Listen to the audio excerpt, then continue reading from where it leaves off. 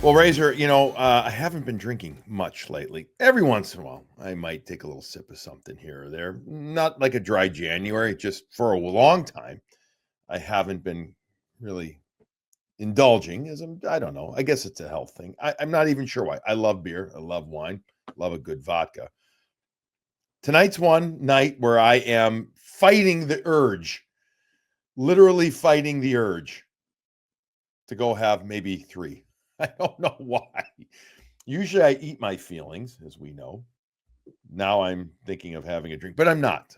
I had an apple and water. I'm pretty boring. Welcome into Morning Brew with Jaffe and Razor. I truly am not sure where I want to go with this one, Razor. I was actually thinking of having you host this show.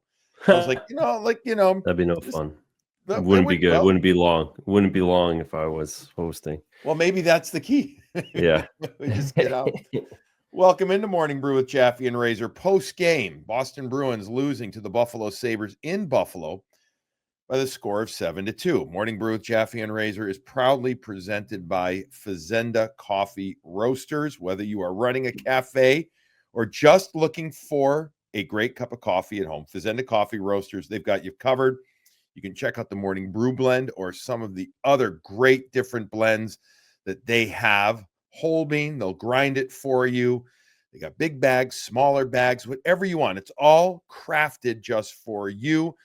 Cafes, bakeries, and restaurants carry it too. Check out fazendacoffee.com. And if specifically you want the Fazenda Coffee Morning Brew blend, go to fazendacoffee.com/morning brew. Check out the hats, the travel mugs, etc. Thank you to Fazenda Coffee. Speaking of Fazenda Coffee, I think we're going to have some travel mugs, some Clean Canteen travel mugs. And we're going to, I think, have some hats. Limited edition Morning Brew with Jaffe and Razor hats at the Heritage Hall on Saturday to give away.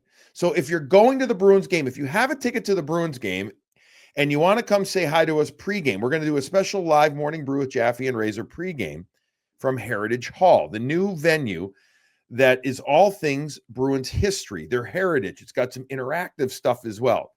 It is worth the price of admission. It's $20 admission, but also it's about a 45-minute tour of the place, but you can come hang with us.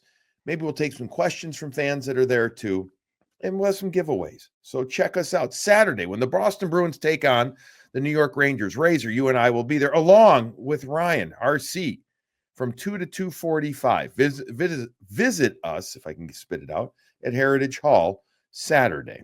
All right, maybe it'll be a better result in that game than the one that we just saw, Razor. This was a tough one.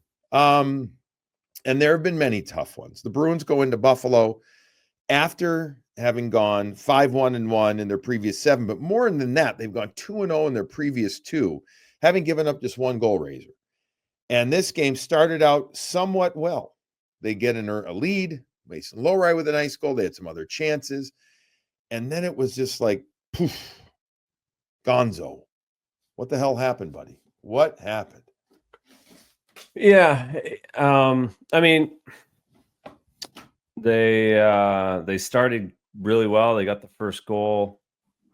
And then for whatever reason, they of all teams to do it against, it's really curious that it was the Buffalo Sabres that they took the foot off the gas both times they scored, and both times they scored, it was still a game. Buffalo's given up a bunch of leads, 2-goal leads in the third period that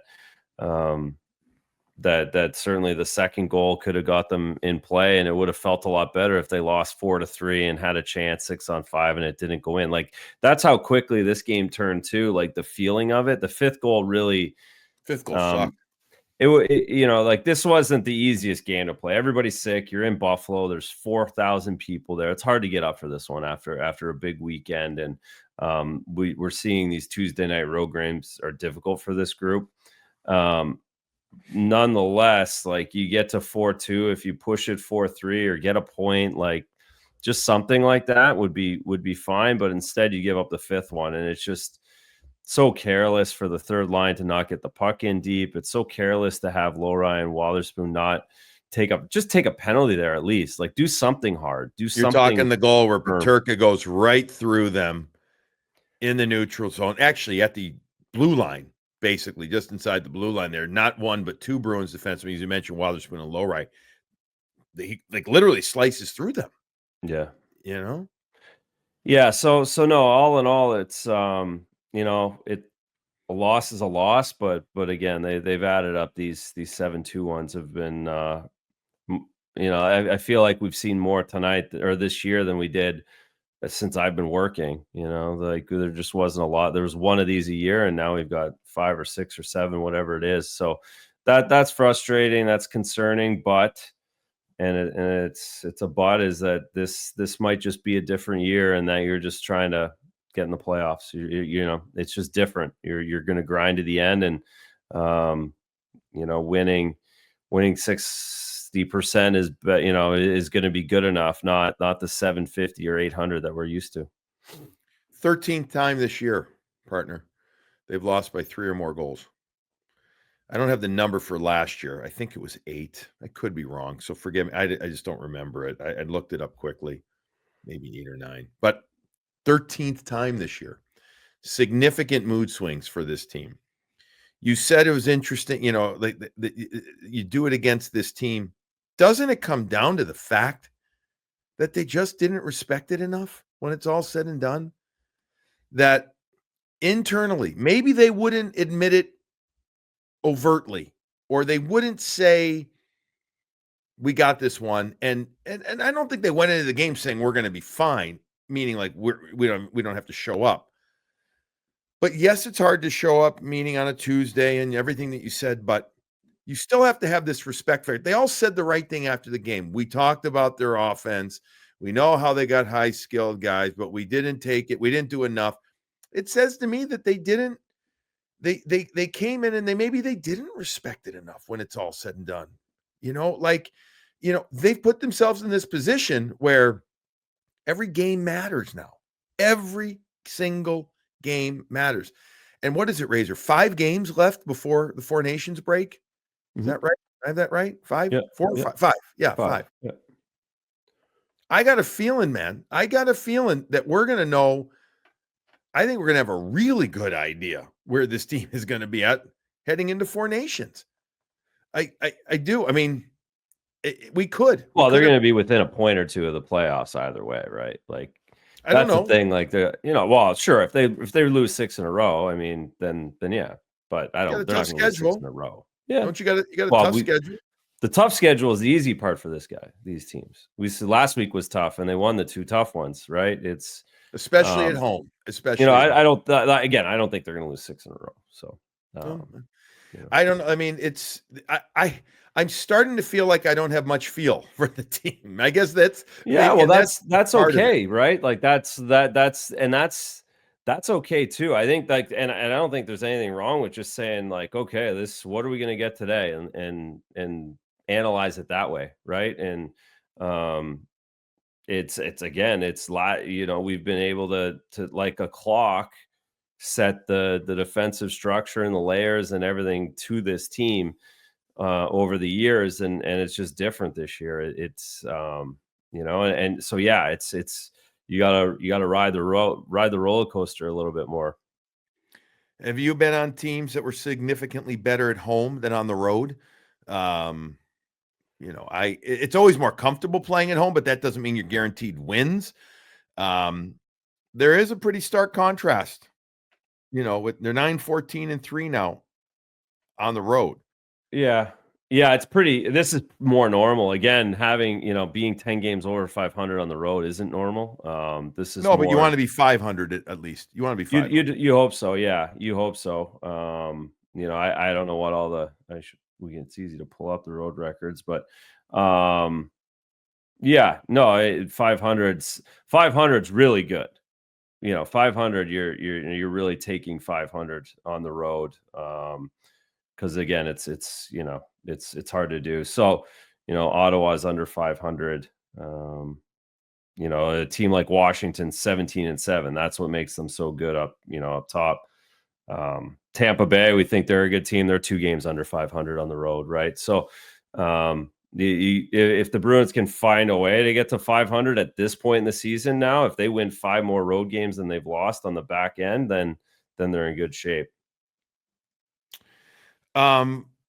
This team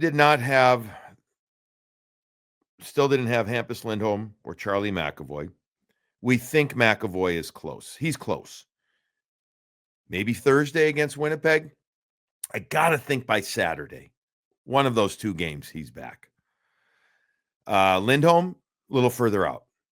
They also didn't have Brendan Carlo, who's had a different year this year compared to the previous 2. It hasn't been the same. Yet, he's still one of your veteran, top 3 defensemen on this team.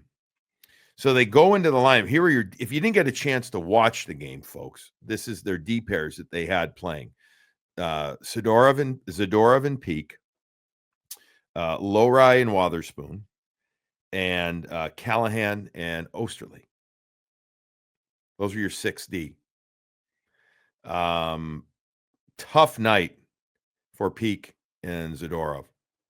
They're both -3. Now, it's a tough night for everybody, but in particular, they as focused, as disciplined, as on point as Nikita Zadorov was, we felt for the previous 2 games. That seemed to be the opposite in this one, Razor. Would you agree?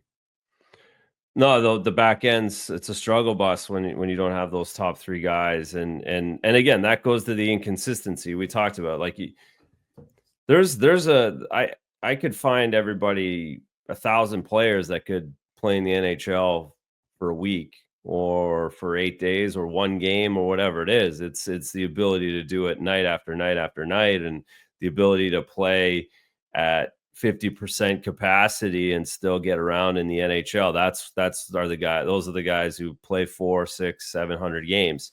And again, the Bruins have a back end tonight of 2 or 3 guys that aren't going to get to the 400 game mark. They're just, that's just not in their game. So you see inconsistencies from what the big boys are. And again, they did a great job piecing things together over the weekend, but unfortunately weren't able to bring it on the road, and matchups are a little bit different. And it also, just kind of the way war on the 2 NHLers that they have, those guys are just in different spots on the ice and different players and different situations as well. That, again, tonight for today's show, it wasn't good enough. Would you like to have seen somebody get a little pissed off? And I'm not talking with 8 seconds left, like whatever it was when Zadorov ended up hitting, who was it, Peterka there? Yeah. Like, I don't understand that play, quite honestly. Like, I didn't get that. But I'm talking in game. I know Buffalo really doesn't have a fighter. I'm trying to think anybody there, but yeah, I don't feel like, and Marchand talked about, we didn't, meet their physicality after the game. He was on Nesson talking about it, and just part of the post-game scrum.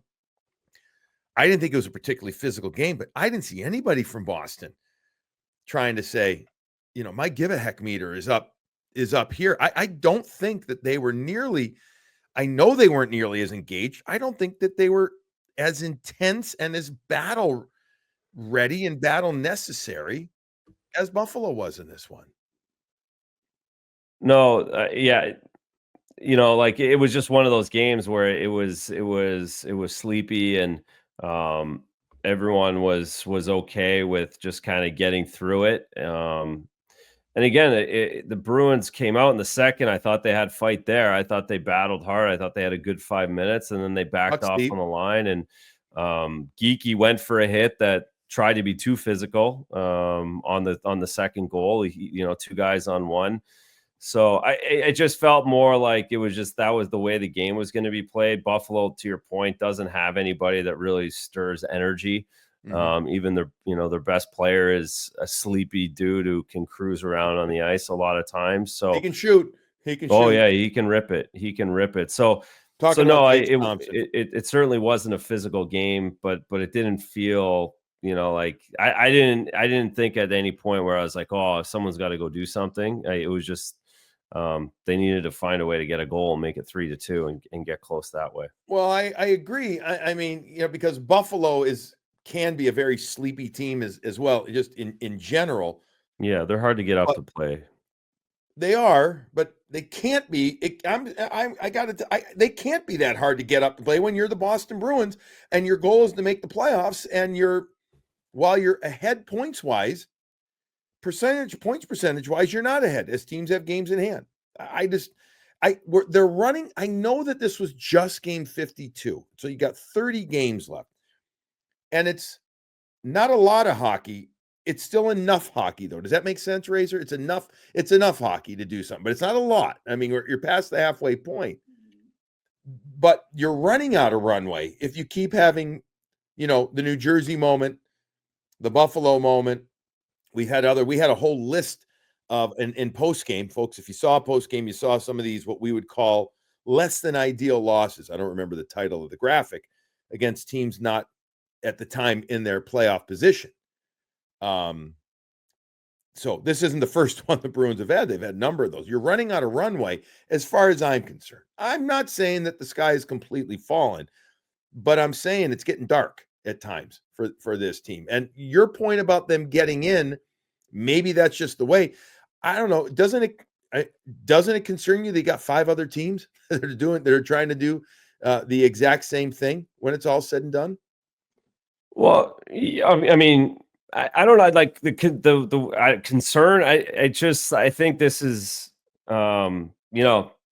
there's usually there's usually teams trying to get into the playoffs, and it's usually pretty difficult for teams. It hasn't been for the Bruins, but it is something that's difficult. And I think that, I think that I still like them more than I like Columbus. I still like them more than I like Montreal. And so, I think they find a way in. That I don't know. I keep thinking that way, even with these losses. Listen, everybody else lost tonight too. Like Chicago beats Tampa at home. So if we were doing the Tampa Bay podcast, Morning Brew, we'd be going on and on about how does Chicago come in and beat us? Like it's what would we call that's it? my point is it just like brew. We don't always use context with what everyone else is doing as well. Like when you compare, right? Like we just went through those losses on the show, like all the playoff. Well, we could do that with all the other teams that are fighting in contention right now too. Washington, you don't do that. And when you're winning the conference and winning President's trophies, you don't do that. But the other 25 teams are doing it. Yeah, last year you would do that with the Caps, right? The Bruins are basically the Capitals from last year. They basically are. That's or the other wild card teams that have been in this position over the last 7 years. Like it's always tight down here. We just haven't recognized it because they've been at the top of the CN Tower. Well, I'm trying to think of what we would name it if we were doing the Tampa Bay podcast. What kind of? We'd be warmer. Brew. We'd be definitely warmer. We wouldn't be preparing for another inch or 2 of snow. I'm kind of tired of it, even though we've had so little snow. I really don't. Well, that's the other problem too, right? We're in this point where it's end of January and we're just like, we all need the break. We really do all need the break. The condensed schedule has been tough on everybody.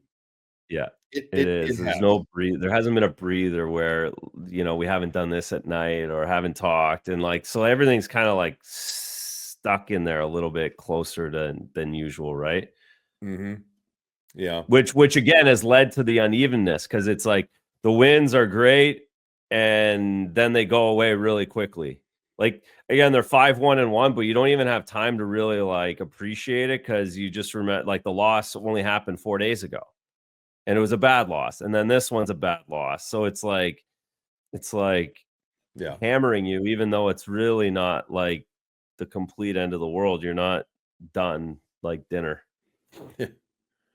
Let's see. Morning Storm. Would that be? No, it's a bad name. I'm trying to think of what we would do if it was Tampa Pod. Maybe we'd actually have some outdoor pods too. That would be nice. I would be certainly doing it from the pool side at this point tonight. You would be at your house. You would have a pool. There's no doubt. You- Just about Yep. everybody does. I Yep. could see you having a nice place down in the Tampa area, 20, 25 minutes from the city. I could see that. Yep. I would try and get one of those places just downtown more. I like the city a little more. Yeah. Like I would do that. It'd be small because it would have to be. It's all I could afford. But I'd come to your house. Afford a lot more there than here. That's true. Okay. Well, we can dream about the weather. Plan. Yeah, exactly. That's Oh, good dream. Let's recognize our sponsor. Speaking of dream, if you got a house that you're There dreaming you go. a little bit. If you're going to Florida, you've had enough of all of this, then sell your house or get construction done to your house before you sell your house. Do that. You need to do that if you're going to move somewhere warm.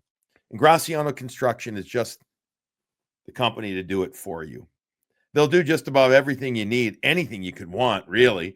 Serving Boston, the Greater Metro West area, other parts around Massachusetts too. You can just reach out to them. Talk to Doug Graciano and his crew. They will give you a free consultation. They will talk to you about everything you want to do. They'll make some suggestions, but most importantly, they'll listen to you and they'll do what you want to do. They somehow make doing these, home improvement projects pretty darn okay. And sometimes those can be pretty tough, but they're great. They're so respectful. Give them a call at 508-330-7589 or gracianoconstruction.com and to discuss, what you're looking to do, whether it is a full mega, renovation or some porch projects, a kitchen, whatever, bathrooms. They do great bathrooms. We've had a few done by them over the years.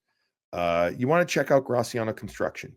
GracianoConstruction.com or 508-330-7589. The other show sponsored tonight is Sparks Hockey.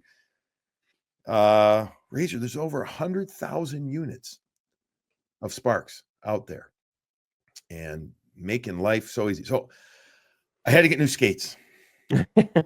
That's a whole nother story for another time. Holy smokes. Oh, you're left. It is funny. It's sad. So I'm skating in them tomorrow morning.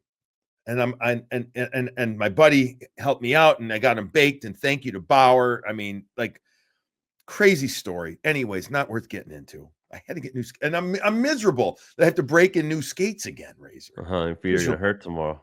I have messed up feet from hockey, and so therefore now when I have skates for a while, I don't know if you ever had this with goalie skates or not, but like my heels are messed up and the sides of my foot, and I've like holes in the boots and everything like that. Just perfect.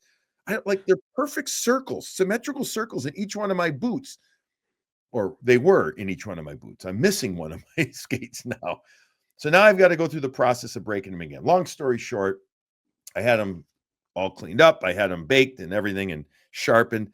I think, though, I'm going to go downstairs right after the show, throw them in the Sparks, and give them one or two more passes, because new blades can always be interesting the first time you double check. You feel much better double checking with that tonight for sure. Blast the Sparks up. I ordered some new wheels because the thing's been buzzing for like a month now with the outdoor rink. The kids have just ground.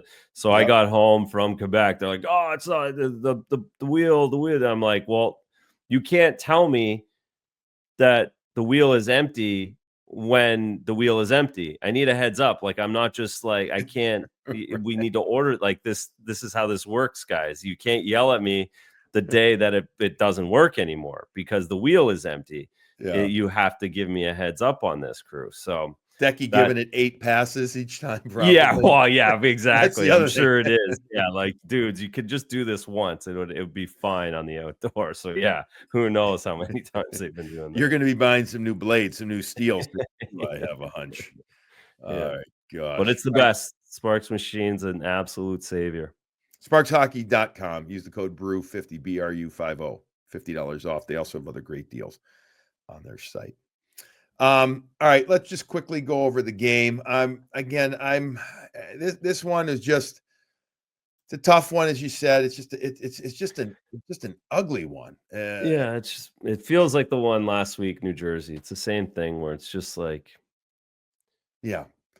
Well, let me Just ask lose you. Let me 3-2. Just lose 3-2 and make it easier on everybody. You know, like that's everybody exactly. Lowry gets his third goal of the season. A nice play coming out the left point in the first period. 12:44 is the goal. He makes a beautiful move, an inside out move, blasts not even a clapper, just a like a punch slap shot below the glove of Ukko-Pekka Luukkonen to make it 1-0. But then there's a goal scored at the 13:39 mark. It's Tage Thompson, his 23rd, the first of 3 in this game for Thompson, who's going to get the goals 3 different ways, but he's just able to skate into it. And 4:43 of the second period, Thompson again, tic-tac-toe type of play. I mean, yeah, I'm actually there's so many goals, Razor, right now. I'm getting confused on some of them right now.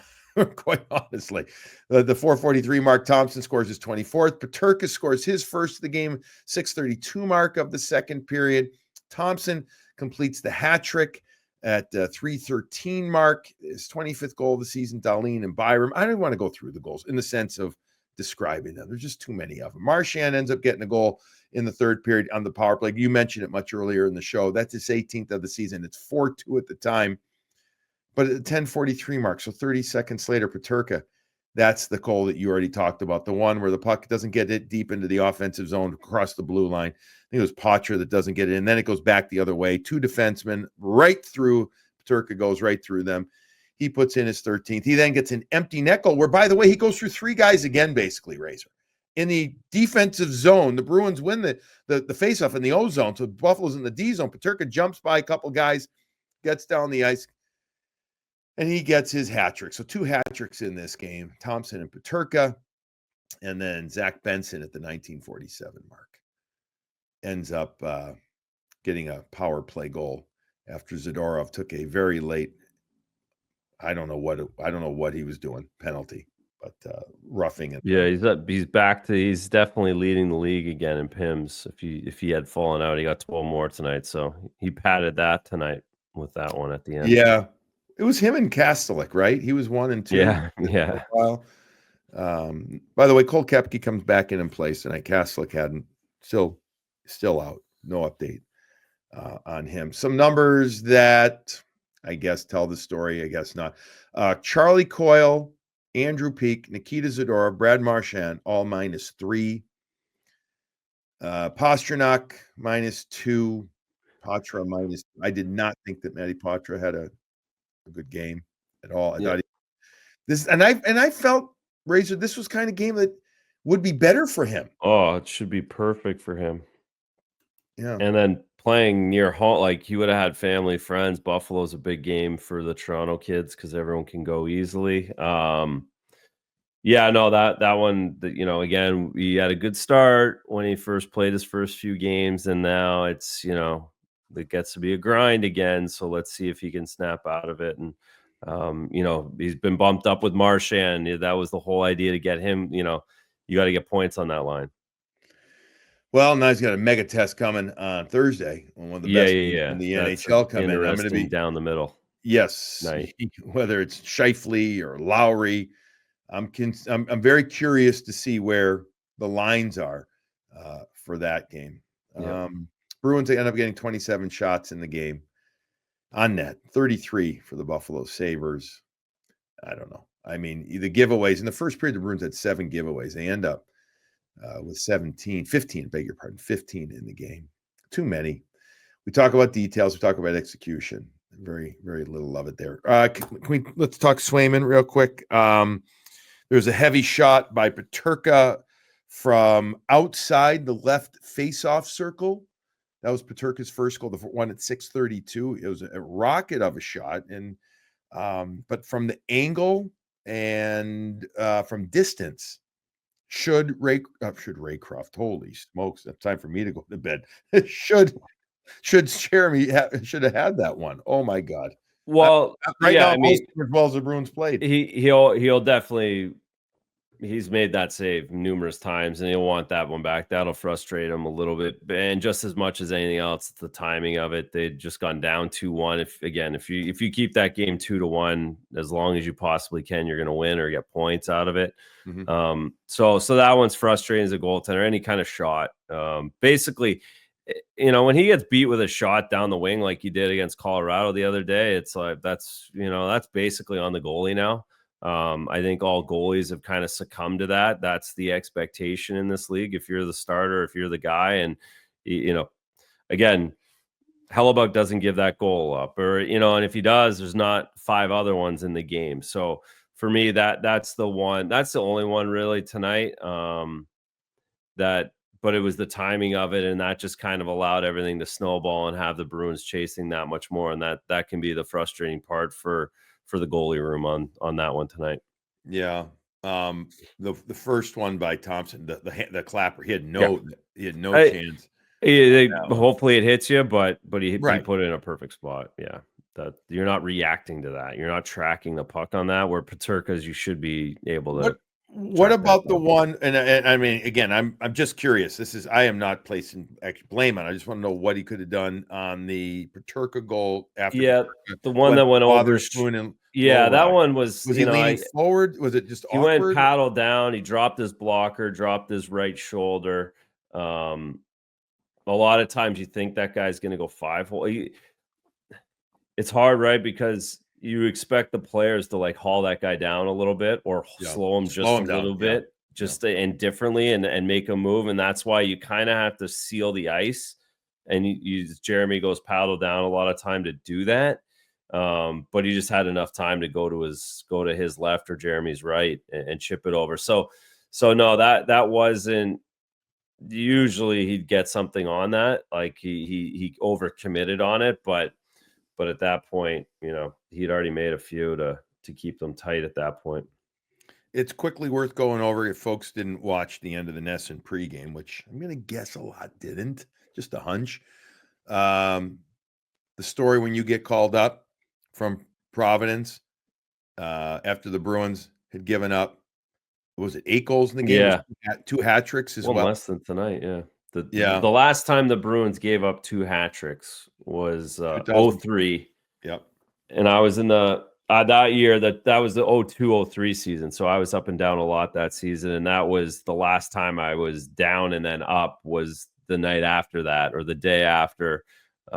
Steve Shields gave up 8 in Chicago to hat tricks, Daze and Steve Steve Sullivan. Sullivan, Eric Daze, what a big man. He's You a good, said it perfectly. Looks exactly like Brazeau. but he scored more. I mean, he put up a More. lot of He was an points. all-star. Yeah, no, Yeah, he was. But again, that was a different time where you didn't have to be up and down the ice nearly as right. much. You could do a lot of damage in front, which was what Daze did. And so back to so I got called up the next day. Providence needed to get to Ottawa for the away game. Jeff Hackett was injured, and like I would planes, trains, and automobiles to get to Ottawa. Providence to Ottawa doesn't work well. Try and fly in a flight, it doesn't work, or at least it didn't in 03. Mm-hmm. So end up getting to Ottawa and then come home for a day or two, and then we go out to Arizona for. And I got a text from Brant Berglund, who was the video coach at that time. Bergie said me he was dying laughing. Like we were in Arizona that year for a month and a half, it felt like, because we get to Arizona. We were there for 6 or 7 days, but within that time of me being called up after the double hat trick game, 8-9 days later, Robbie Ftorek fired. Mike O'Connell comes from GM to the bench. He brings up Mike Sullivan, lots of Irish Boston guys that I have to get Mike's right. Mike Sullivan gets called up from the minors to be OC's assistant coach. And then I lost to Arizona a couple days, like 2-1. I lost to Arizona. And then they were still Phoenix then, by the way. Yeah. Phoenix. Yes, that's right. Phoenix Coyotes and That's Sean Burke. We lost. I remember losing 2-1 in the old building. That was the old building they still had there in the Sun West. Yeah. Couple days later, beat LA in overtime, and then I got hurt in that game, and I blew my groin for like 3 weeks at the end of the season. So there you go. And it very eventful March 2003 for me. That was all those memories spurred on by Eric Daze and Steve Sullivan, or Paterko and Thompson. And by Paterka and Thompson, yeah. By the way, if you're wondering, that is the first game this year that in the NHL that there have been 2 hat tricks recorded in the same game. I got that confirmed. It's kind of amazing it happens once a year, isn't it? Like, it's hard to do. I guess. I mean, it is hard to do. I guess with the empty netters now, though, like Yeah. it's easier to feed guys. Yeah, there's that, and I guess it's like, I don't want to call it playing the lottery, but the odds are, I mean, if it's going to happen, it'll happen once, and you just get, and every team's going to have those type of games both ways. So yeah, kind of the perfect storm comes together. All right. Went longer than I even thought we'd make it. The Yawnometer is kicking in right now. It was pretty good though. I was yawn more in post game than I did in this. Yeah, Razor. Yeah, I'm starting to yawn. The eyes are starting to go. I'm going to go check the skates, pack the gear. I got a 6 a.m. wake up to be on the ice at 7. Yeah, that's all right. I'll get done, and then I get the pleasure of going on radio. So that that'll be awesome. Right after that, Razor and I will be back with another morning brew with Jaffe and Razor after the Winnipeg game. One of the best teams in the NHL, maybe the best team. Who knows? But one of the best teams for sure in the NHL coming to town. They're on a 3-game roadie. Hopefully the Bruins can turn things around, get back at it. And then Saturday, again, they have the New York Rangers at home. That is a national game, but Razor and I will be at Heritage Hall from 2 to 2:45, sitting down talking pregame Bruins Rangers and hanging out with you folks. We'll have some giveaways too for you. So come join us there. In the meantime, go have yourself an extra strong cup of coffee, because after that game where the Buffalo Sabres dominated the Bruins 7-2, I got a hunch you're going to need it. Talk to you next after Thursday.